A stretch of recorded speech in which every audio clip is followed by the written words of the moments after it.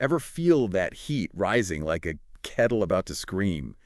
That anger bubbling up inside. We're diving deep into that today. We're going to figure out if anger is actually a friend or foe. And trust me, It's not always so simple, is it? not at all. We've got Yeah. some really interesting source material today that you sent over. Right, really digging into those nitty-gritty details of When anger is actually healthy and when, frankly, it's messing us up. and how it shows up in our lives. Ready to get real. Oh, absolutely.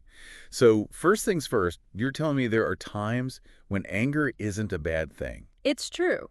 Our source material really emphasizes that anger is, believe it or not, a completely natural human emotion.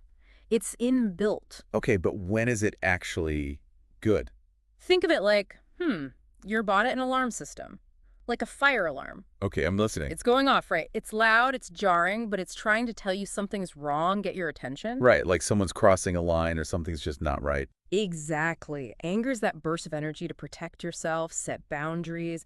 It can be a powerful force for good. Okay, that makes sense. But like a fire alarm going off 204/7, not ideal. Exactly. Our source really honed in on that when anger becomes chronic, excessive, it's no longer helpful. It becomes destructive. So when does it cross that line? Well, our source had a lot to say about relationships and, frankly, how uncontrolled anger can wreck them. Yeah, that's a no-brainer, right? Like who wants to be around someone who's constantly exploding? It creates this environment of fear, tension, like walking on eggshells. You never know when the next outburst is coming. It's like that study I read, couples who yelled during arguments were more likely to divorce later on, even if they made up after. Interesting. It's like that negativity leaves its mark. Clearly. And it's not just romantic relationships, right? Mm, Our source talks about how anger can impact us at work, at school. absolutely. It can seriously sabotage your performance. Imagine trying to nail a presentation when you're furious about something. Oh, forget it. I can barely send an email when I'm annoyed, let alone do anything requiring focus. And there's a reason for that.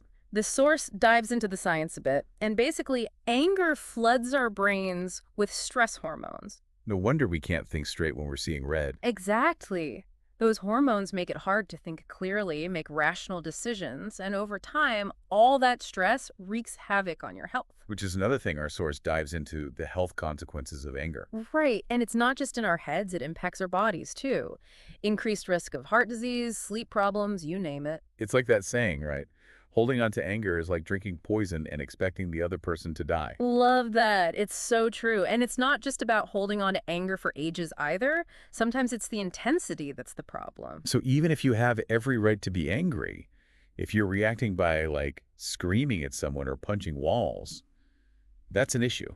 Exactly. Our source is clear. Those intense reactions, whether it's yelling, slamming doors, or even physical aggression, can have serious consequences. Wow, this has really got me thinking.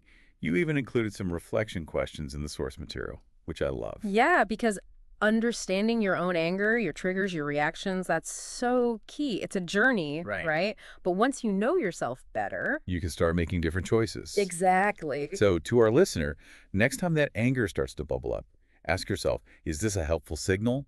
Or time to hit pause, take a breath? Maybe choose a different path entirely. Lots to think about. Until next time.